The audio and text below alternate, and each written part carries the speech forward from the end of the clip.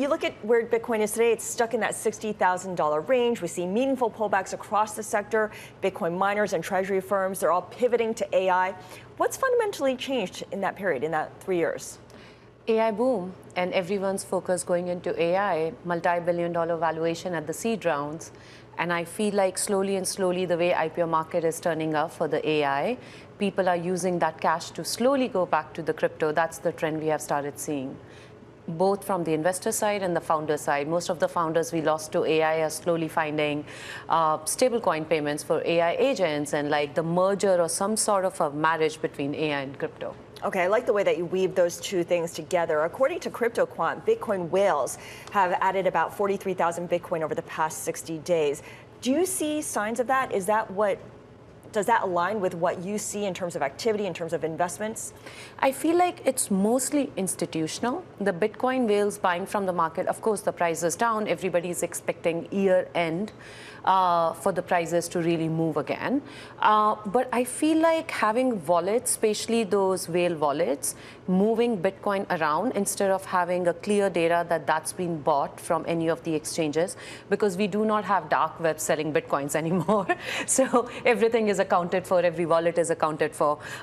So till I don't see that movement in the market and some sort of a percentage margin up on Bitcoin, I think it's the movement of Bitcoin than this buying of the Bitcoin. Kavita, if I can ask you a question back about your role as an investor. So you've got a lot of portfolio companies that are looking for a liquidity event. Give us a sense of where do you see IPOs for crypto companies? You know, till about a few months ago, we were expecting a dozen companies to come out. Now everything seems to be pushed back. Give us a sense of what we can expect for the next 6 to 12 months in terms of crypto companies going public. It's a very good question, Dee. I think there are 2 or 3 things which has to happen, and some like one after another and some in parallel. I think for me, the most important thing is going to be that first, we have to have these big AI companies IPO. That cash has to come back into the market. While that is happening, we are already seeing a lot of movement with crypto prices, especially the big acquisitions which are happening in the market. There are 2 big things which are already happening in the market. MasterCard announced a huge acquisition of a company, BVNK, which is a cross-chain stablecoin company.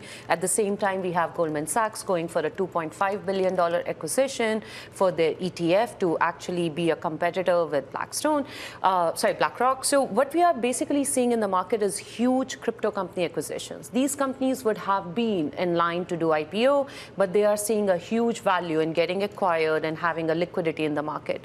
Those founders, those early employees are coming back, and suddenly you're seeing prices are being stuck, not going down, because there is a buyer's movement slowly coming up in the market.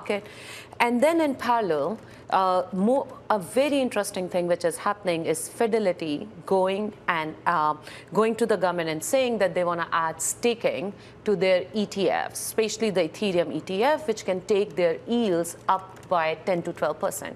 And I think that is a very big deal, because not only that indicates the market that decentralized finance is now not a separate thing. The centralized finance and decentralized finance are just jumping up together. But the other important thing is it's showing indication that institutions are ready to go deeper than just stablecoin.